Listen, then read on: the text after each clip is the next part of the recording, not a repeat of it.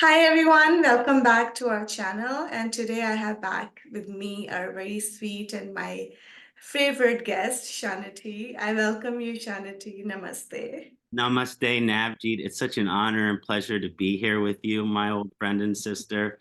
And I'm so looking forward to doing this collaborative effort with my channel, Kṣaṇāti Joshis, and Dr. Arjun Pai Astrology.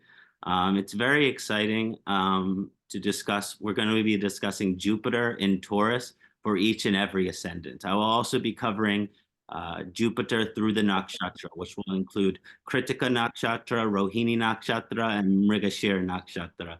So I'm very much looking forward to this elaboration. We'll see where we go. It might take 2 parts, it might take 3 parts, but I'll make sure for all of the viewers that we cover every ascendant and all of the nakshatra for the Taurus position. I would like. Thank you.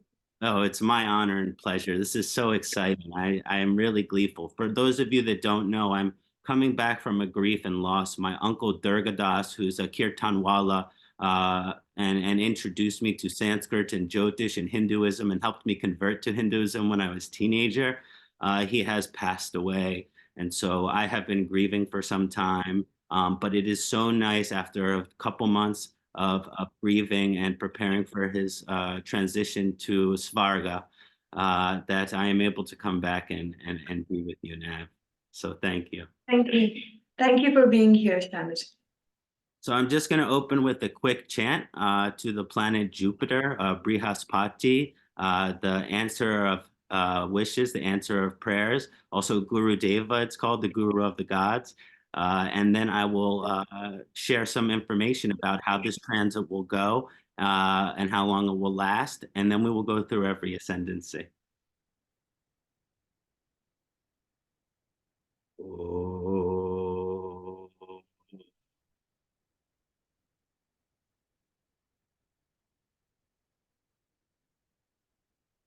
Devinam cha gurum kanchana sanibam buri bhutam triloksham tam namami brahaspatim devinam cha risnam cha gurum kanchana sanibam buri bhutam triloksham tam namami brahaspatim devinam cha risnam cha gurum kanchana sanibam Buri Bhutam Triloksham Tam Namami Brahaspatim Om Gram Grim Gram Saha Gurudeva Nama Om Gram Grim Gram Saha Gurudeva Nama Om Gram Grim Gram Saha Gurudeva Nama Om Gram Grim Gram Saha Gurudeva Nama Hari Om Namah Shivaya Namaskaram.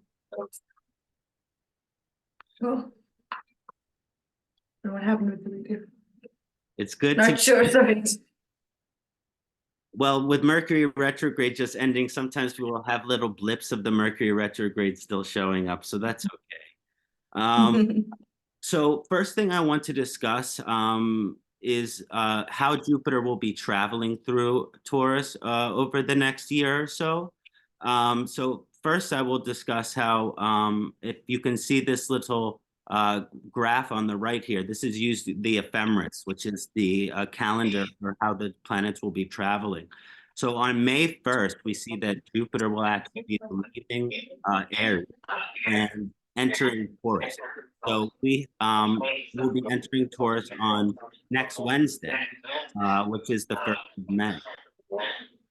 I'm very excited for this transit personally because my Jupiter is on the Taurus side of Kritika, so I'll be having my Jupiter return, which is, yeah, I'm excited about that. It's been quite some time since Jupiter has returned in my chart, and I'm really excited for this transit. But one of the things that you'll notice is that on quickly after it enters Taurus on the 3rd, even though we'll be in Kritika Nakshatra, because it is Kritika Nakshatra is a Kṣaṇāti Nakshatra, which means it falls at the end of Aries and the beginning of Taurus.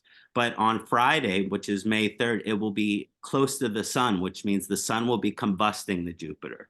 So even though it enters this position of the Taurus, it will be combusted by the sun, which means it will be burning up a little bit of the Jupiter. But we know that the sun and Jupiter are friends. So the combustion is not as harmful to Jupiter as it is to some of the other planets. But that does mean that some of the gifts of this position, of the Jupiter-Taurus position, which in general has a lot to do with being very giving. There's a lot of giving energy. We call this selflessness. We call this altruism. We call this our devotion to our guru, our devotion to the divine. It's what we have to offer others, what we have to offer divine gifts to, not just through our prayer, through our sadhana, but also what we have to offer our brothers and sisters on this planet. What kind of gifts can we offer them? I mean, a lot of times when we think of guru, which is Jupiter's energy, we think of, perhaps Mata Amritananda Maima or Satguru Baba Neem Karoli Baba. But not all gurus take that form, right? Sometimes our gurus are just our friends. Sometimes our gurus are our parents. Sometimes our gurus are our children, and this is a very important thing to understand about Jupiter and Taurus is that very often the Jupiter and Taurus position, while it is helpful for the receiving gifts of our spiritual guru, right, the divine guru, it's also receiving gifts from those teachers in our life that are not particularly recognized as gurus, right? But we can recognize them as gurus, and I'm receiving a chill because they're giving us these divine gifts. When we see everything that our loved ones are giving us as divine gifts, we can really receive and appreciate that blessing which they're offering us. The combustion will just mean that when this position comes, sometimes those gifts that our divine brothers and sisters, our family members, our loved ones are offering us, it takes time to appreciate them. Sometimes we get frustrated by our family members, right? Because we spend so much time with them, they can get a little irritated, we can get a little annoyed. And that is why Jupiter and Taurus can sometimes be considered an enemy position.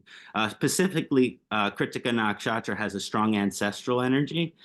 So this has to do with really receiving gifts through the ancestral lineage as it goes through Kritika Nakshatra. But again, it doesn't mean we can't get frustrated by our mothers. We can't get frustrated by our fathers, our brothers, sisters, friends. Even the guru can sometimes be frustrating when we don't get the answer that we want to from our guru.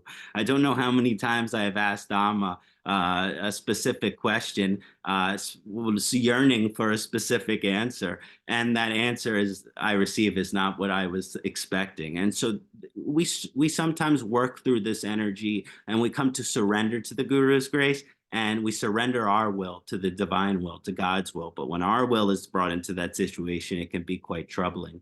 So that's the May position. And if we look at the June position for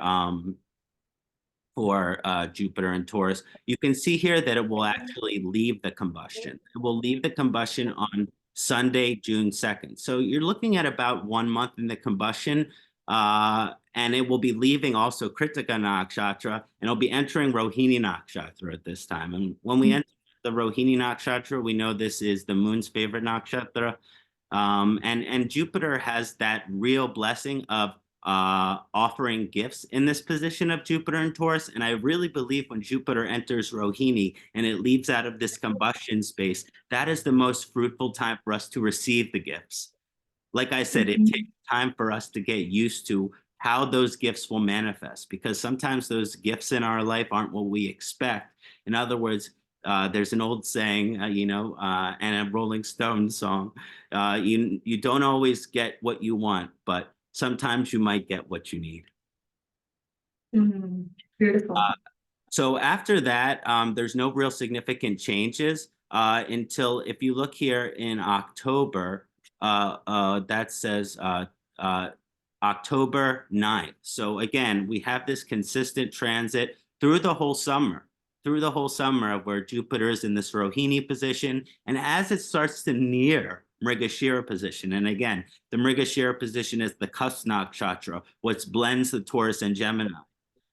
When you start to look at this October position of 27th, right before it really starts to saturate in the Mrigashira energy, it goes Vakri. It goes in a retrograde position. So that will be, again, a little bit of a challenge. But again, my Jupiter is retrograde, also Vakri in Taurus as well. So again, I'm particularly looking forward to this. But again, if we look at this energy of receiving the gifts from the guru, from our teachers, from our loved ones, you know, when we receive a gift and appreciating that gift and feeling that gift as a blessing is a huge part of the energy. But how about giving back?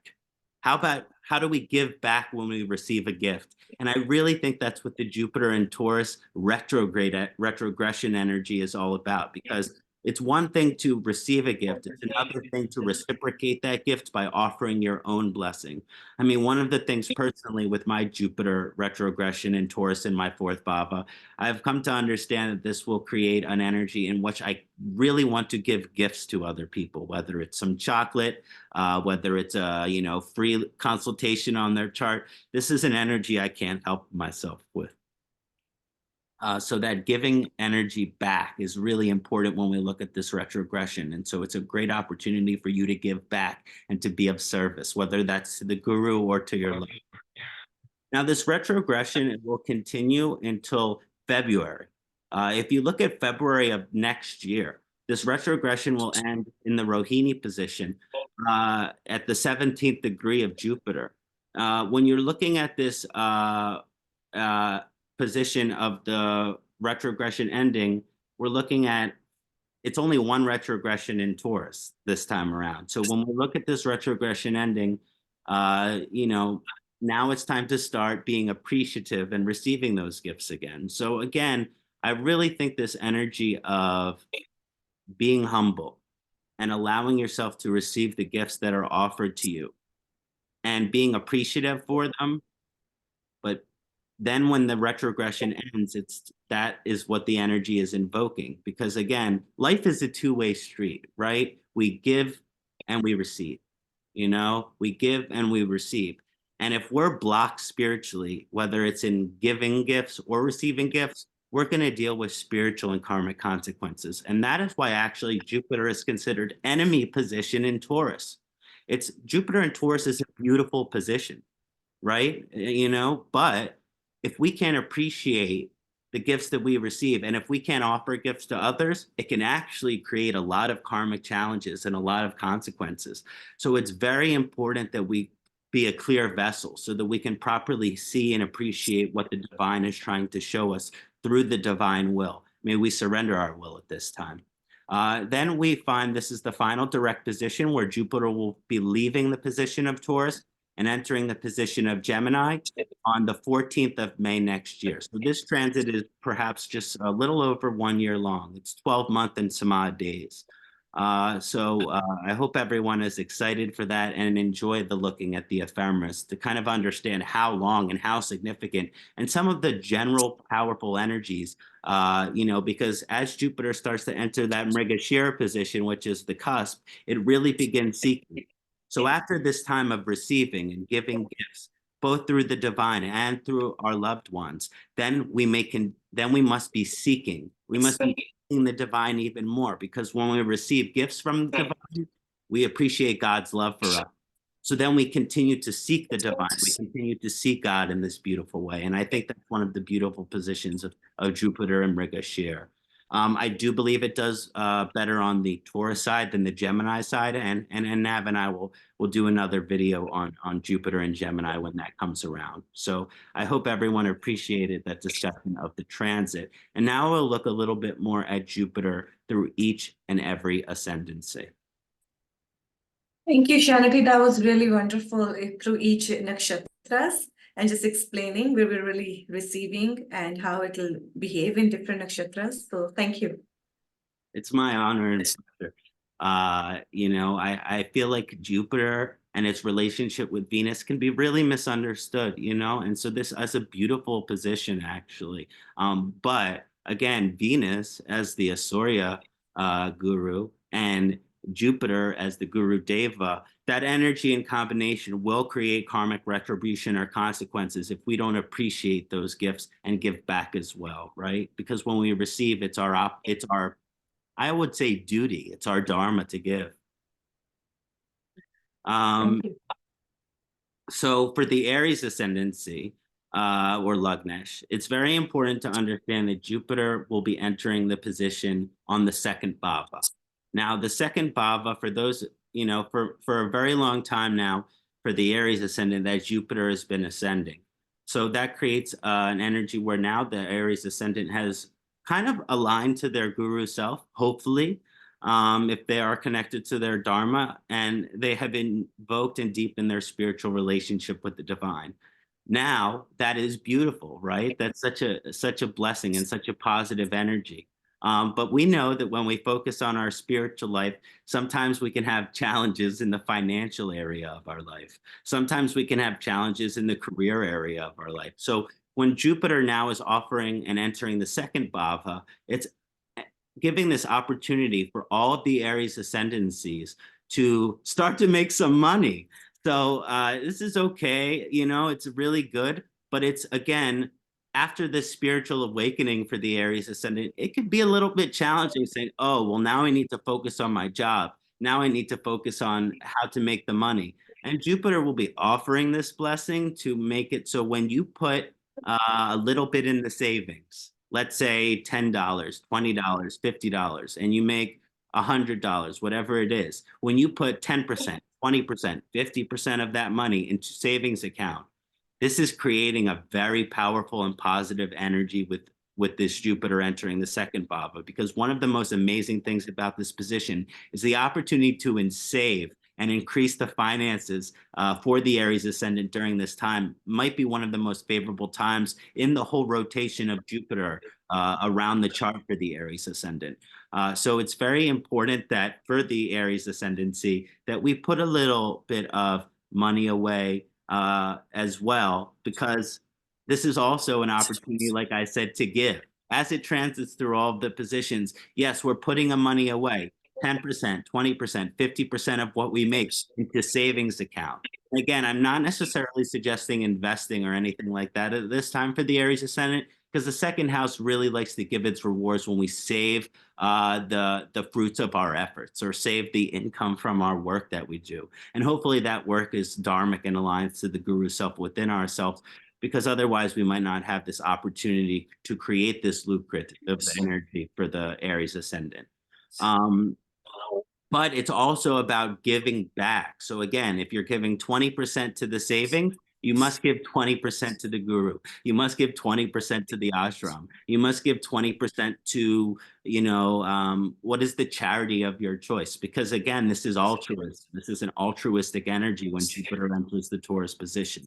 Greediness will not serve the Aries ascendancy during this time. Like I said, you don't want to put too much money away, because if you give 20% to the savings and you give 20% to the guru, how much do you have left to pay your rent? How much do you have left to get all the food that you like to get, like the paneer tikka masala I'll be having this evening? So it's very important to understand this energy. Now, we also know that there's going to be a strong activation of the Sagittarius energy through Jupiter's position in Taurus. Jupiter will be acting this Sagittarius energy, which will be the ninth bhava. The ninth bhava is Jupiter's favorite bhava, 9 and 4.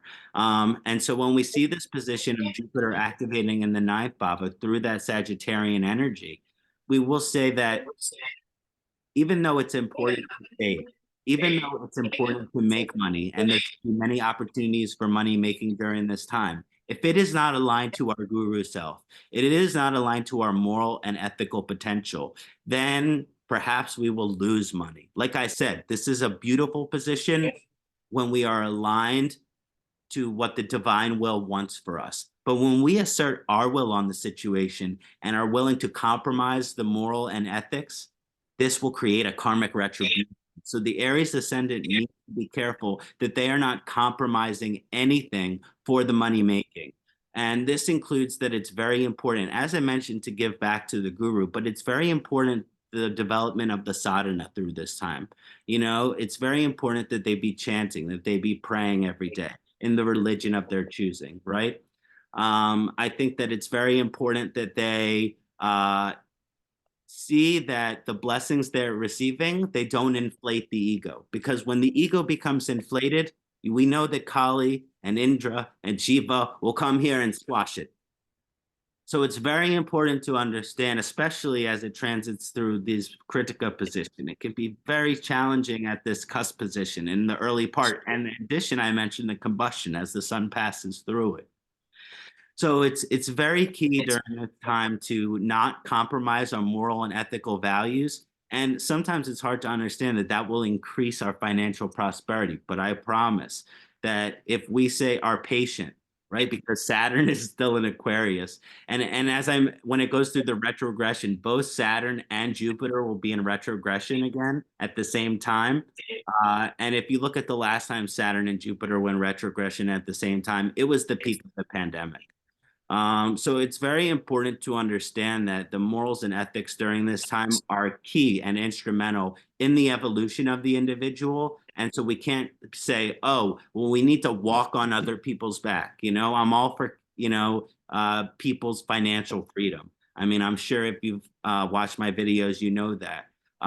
But capitalism can be great in that opportunity to offer financial freedom, but it's also sometimes where we step on other people's back so that we can get higher in our position, in our money. That is not going to work well for the Aries ascendancy this time. There will be karmic retribution and the ego will be squashed. And we can see this as a double confirmation of that energy when you look at the Pisces activating the 12th bhava for the Aries ascendancy.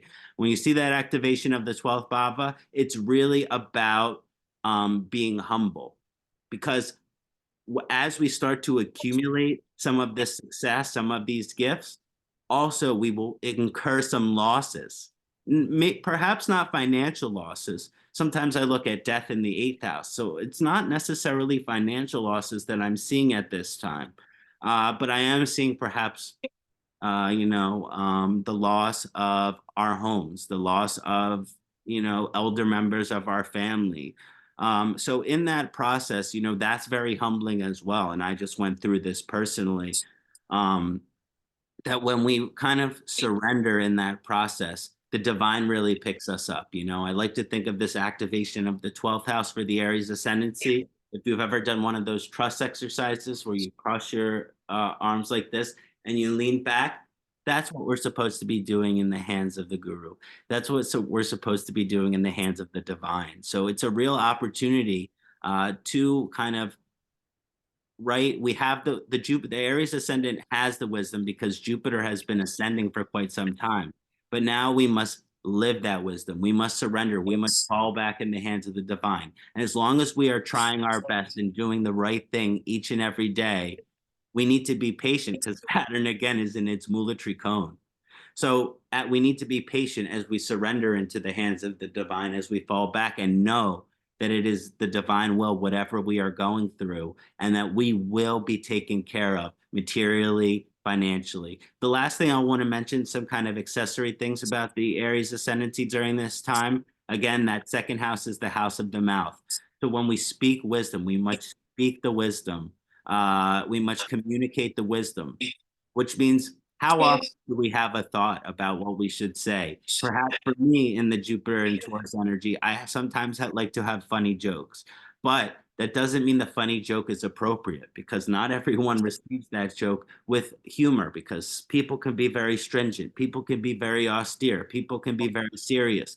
So we have to come to understand as well what is appropriate at any given time through our communication. And are we expressing things appropriately and helping people align to their guru self? Or are we still inappropriate with our verbal communication? Are we still, and so that's important to understand. And this includes the foods that we eat and just, really being more watchful and careful about what we put in our mouth and what comes out of it, both in food and speech. So again, I want to give each ascendant equal time. So that's all I will share for the Aries ascendancy for now. And I hope that was helpful for all you Aries ascendants or Lugnesh out there.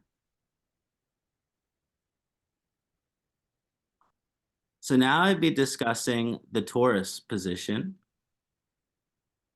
Here we go, Taurus, north and south.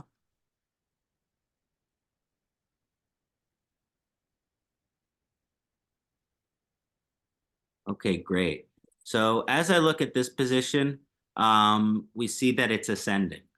Now, for the Taurus ascendant, listen, Jupiter loves the first house as well. I know I mentioned it loves the fourth and nine, but it also loves ascending, right? They even say, Parashara says that the Jupiter, when it's ascending, no matter negative position in chart, it will be corrected. So the Jupiter has this ability as the Guru Deva to kind of bless the entire chart and ascendancy. So when you're looking at this Taurus ascendancy, this Taurus Lagnesh, we can experience this beautiful energy of really kind of finally a lot of the challenges that we're experiencing being removed, being revoked, because when Jupiter is blessing the whole chart, no matter the challenge, the guru is blessing it. So this is a very powerful position. This also has some interesting factors to it, because one of the things that we see when Guru Deva is ascending is that Guru is Kapha planet. Guru is Mm. half planet. And so one of the things that you'll see is the growth of an individual. And we can see this expansion through that kapha energy. So that includes the spiritual expansion. That includes the material expansion. I mean, this is a very strong blessing for the Taurus ascendancy through all of the nakshatra. Um, However, we could also see the physical expansion. And one of the things that the Taurus ascendant, they love good food, they love good vacation. They love good experiences. And when the Jupiter is in the ascendant position, they can have vulnerability to be indulgent. Uh, and I appreciate indulgence. I love good food and I love beaches and I love a good vacation, especially when it's with my loved ones. But again, if there's too much indulgency, this is what we call hedonism, which means we are obsessed with pleasure. We put our pleasure before our relationship with God. We put our pleasure before our relationship with others. So it's very, very important that even though this is a very expansive time and will be blessing the chart in almost every house because of the Jupiter ascendancy, it's also important to understand that we need to not be too indulgent over this time, right? There is a balance of moderation. And if we can't moderate, right? Some people can't moderate certain things. People are addicted to tobacco, people are addicted to coffee, people sometimes, have these troubles with moderation. If you have the trouble with moderation, there is no better time to quit something. There is no better time to quit something than this time. So again, moderation and discernment in our actions is highly encouraged, but where we can't moderate, we must be austere and we must eliminate. And that's an important thing to understand here as well. Now, this is again encouraged and affirmed by the ninth position, Sagittarius being in the eighth bhava. The eighth bhava, as my friend Simon Shakoisky likes to say, it's the house of death, sex, drugs, and things like this. And we must be careful with this position because again, it's an indulgency. On one side of this Guru Deva energy ascending, we have this potential for so much austerity, right? The eighth house is also our mystical potential. So if we're chanting, if we're meditating every day, if we're very devoted to our sadhana, this might be one of the most beneficial times for us, right? There's that higher side of the Guru Deva energy, which really helps us line again to the Guru's for us. But during this time, the Taurus ascendant can have glimpses of the Samadhi. They can have glimpses of, direct communion with their guru, darshana. They can receive that blessing, transmission from the guru that helps them align to their higher self. But again, if we're not giving these gifts, if we're not receiving these gifts, if we're concerned with our own selfish desire, then this is another Gustana Baba, which will create losses. We can incur losses. We can incur debt. So it's very important to understand, and I hope you can see this, that the Jupiter in Taurus position is really a double-edged sword. There is this kind of energy where it's like, okay, well, if we align to the guru's will, if we align to the guru within ourselves, if we take our advice from our spiritual teachers and gurus, it can be one of the most powerful times for blessings and material wealth and good times with the family. And, it's aspecting the seventh house. So there's romantic and marriage potential for the Taurus ascendancy here as well. But we must be very careful with that with the eighth house. We're not gambling. We're not, as I mentioned earlier, using any mind-altering substances. So part of this pleasure-seeking expansion can increase the energy of what we like to use shortcuts. But shortcuts are never beneficial spiritually. We must take the long road to God. If we try to take short road to God, then we will end back where we started. So it's very important that here that we are patient, again, Saturn Trikona, uh, to allow the blessings of God's will to incur in our life. Otherwise, this could be a challenging position, and I want to protect everyone from any addiction or TD, debt from gambling. Those are things that the Taurus ascendant should stay away from, like it is burning fire next to their hands. So very important to understand. Also, Jupiter will be activating the 11th bhava. The activation of the 11th bhava here will be a very, very strong energy in which it is supportive of friendship, because this will help people, as I mentioned, be very giving. This is a very giving energy. And part of what giving is to our friends. This 11th house is called the house of friendship. I like to call it the house of allies, the bhava of allies, because what is a true friend?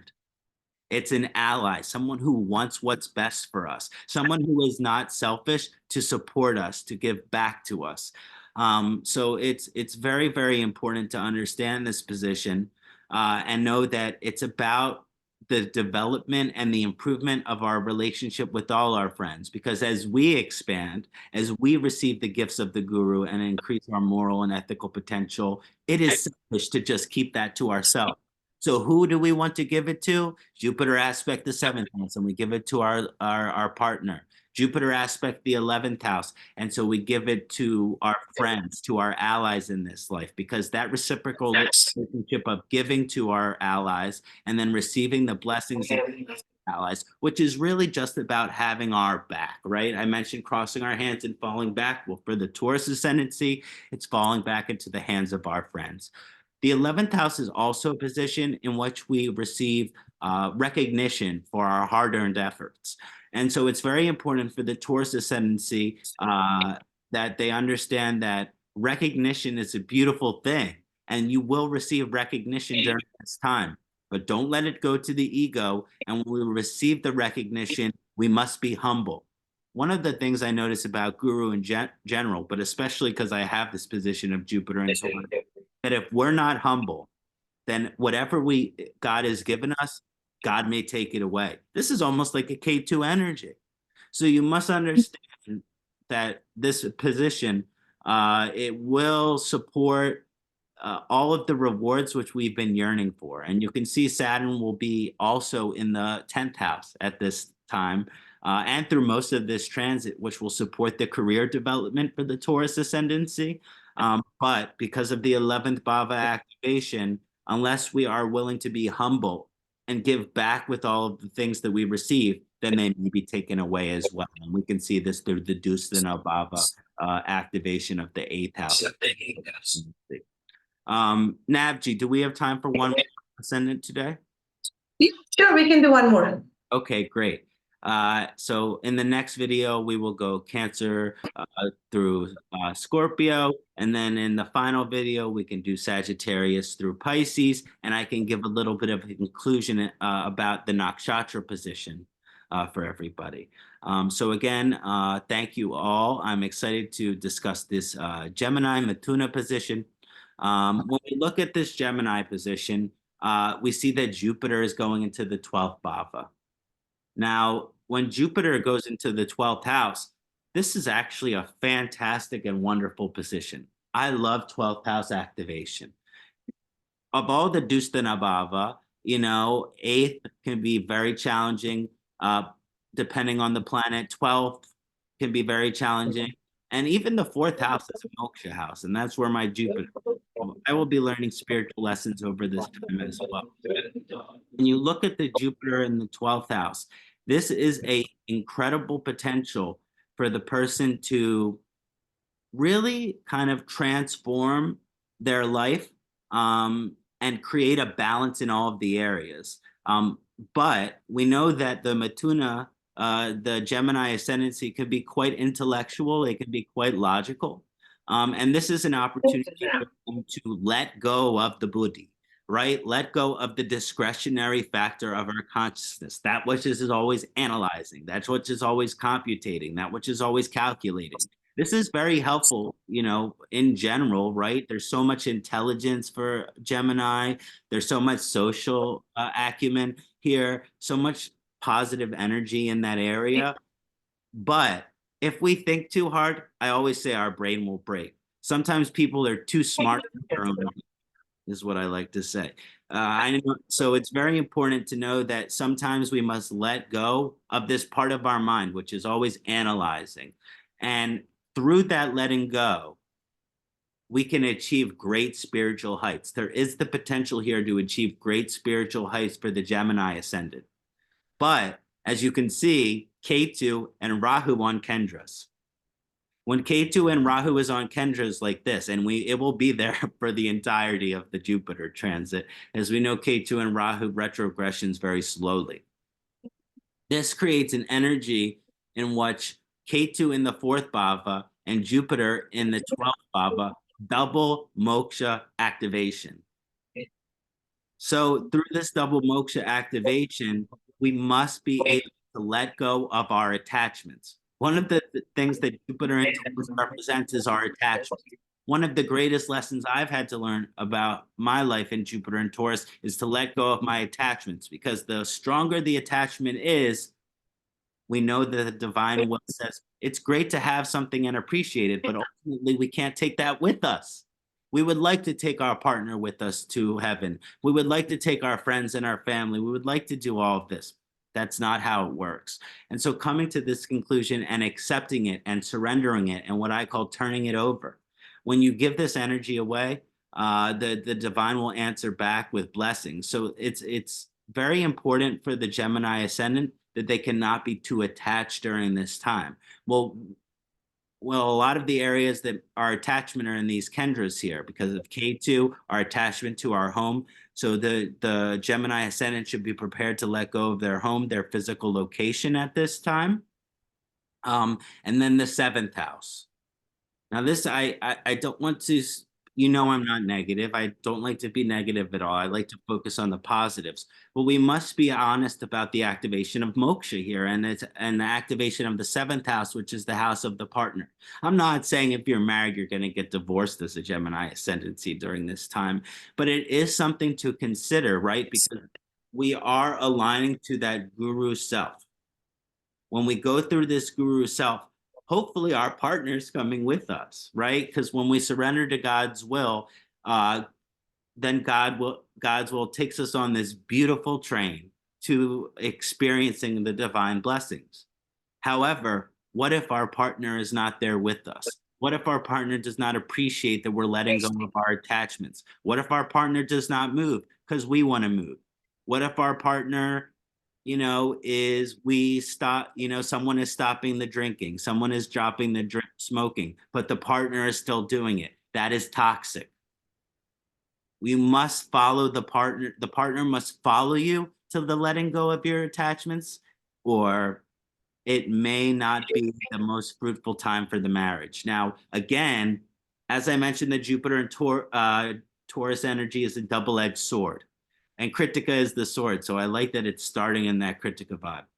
Now, that means that if our partners are following us as we kind of let go of our attachments, as we let go of our home, as we travel to the temple, as we travel to the ashram, as we travel to another country, another place, then this could be one of the most beneficial times for you and your beloved. But again, I always say that either the partner is growing with you, which means towards you, or the partner is stagnant and you're growing, which means you're growing away from the partner. So it's just something to consider over this time, that you're receiving full support from the partner in your spiritual evolution, or it may be a time to get therapy with the partner. I never support divorce unless, unless the person is unhappy or abused and has tried to work on the marriage. But it's something that it's important to consider over this time, even if you have a girlfriend or boyfriend or whatever it may be, that you're able to not have codependency, that you're able to not have attachment at this time, and that the partner is supporting that, or it can be challenging time because of the 12th house, 7th house relationship. The last thing I will discuss today is also that 10th house activation for the Gemini ascendancy. When that 10th house activation, this will be a good time for the expansion of the career for the Gemini ascendant. But it's possible, like hypothetically, depending on the chart of the native, they can get job in other state. They can get job in other country. They can get job in other district, other territory, other places, because the Jupiter in the 12th house is encouraging a transformation and letting go of our home and our physical location, because the 12th house is that relocative energy. I know this through many studies of astrocartography as well. So when you're looking at this 10th house activation, it's very important to understand, oh, I have job opportunity in another state, another country. I have to take it, which means I have to let go of my attachment to this physical location, right? And it's also, with that energy, it can be very expansive in the career over the course of this next year for the Gemini ascendant. But again, we can't be too attached to what we want our career to look like. We can't be too attached to where we want our career to be, because sometimes God's dream for us is better than we could ever dream for ourselves. Yeah. I want to give equal time to every ascendant. So that's all I'll be sharing today. And I want to thank Navjeet for supporting and sharing this time with me. Thank you so much, Nav. And thanks to Dr. Thank Pai. you so much. Thank you so much, Kṣaṇāti, for this wonderful presentation. And I'm looking forward to from Cancer to Scorpio and our third. And I think we should do another one too over each planet, maybe the fourth video. I love it. Again, Yeah. as Nav knows, and we discussed this, coming back from the grief, I am so excited to be doing weekly or every 2 weeks. I'll be producing exciting content for Dr. Pai's channel, and we'll be doing many videos together. So I'm so excited. Thank you. And you wanted to mention about the conference, right? Oh, Did of you already? course. Thank you for reminding me, Nav. So again, for those of you that aren't aware, I am the host for the Parashara Conference. The Parashara Conference is a continuation of the Sedona Conference, which Dr. Dennis Harness and Vamadeva started many, many years ago. There's no greater blessing than receiving their blessing to continue the conference. I have found that it is best to create the conference as virtual, right? That way people from all over the world can join. Hopefully in some years we can create hybrid conference where it is both virtual and in person. But for now, so that everyone can attend and we can have astrologers from all over the world, we are going to be doing it virtually. It's from November 21 to 25. And wow, I just want to share the faculty with everybody. So of course, Dr. Pai will be there, but we also have Sanjay Rath headlining this year, Sarbani, his beautiful and lovely wife, also will be doing a wonderful presentation. Sada Siva, Dr. Harness, Dr. Pai, Camilla Suttonji, Dr. Foss, Alan Anand, Narasimha, PVR, Freedom Cole will be joining us, Vanita Lenka of VL Astrology. We have Dr. Malini Iyer, Dr. Dharmesh Mehta, Barry Rosen, Ananda Shri, Raman Suprajama, the grandson of B.B. Raman. Simon Chikoisky will be joining us this year. We have Visti and Branka Larson. We have Charlotte Benson. We have Pandit Samavidula, who's going to be doing a Navagraha Puja. Aditya Togi and Kanhola Santip will be there, of course. My dear friends, Pasha, Ronnie Dreyer, Tulsi Bagnoli, Christina Escamilla, Jane Ann Thomas, Elise de Villiers, Radhe Home, Nandita Patel, Joey Buhold, Bhavani Dashi, Satsira Khalsa, and Katerina Dimitrova. And the real focus of this year is the next generation of Jyotish. And so you can see that there are many wise Jyotish who have been practicing for many, many years, as well as their disciples. And it's so important that the disciples are here to continue this carrying of Jyotish for more generations. So I love the combination of the teachers and the students. I will be having some students, as you can see, Dr. Pai will be having students. Eve Mendoza has sent her students because she has retired, as well as Sanjay Rath has many students, which will be there.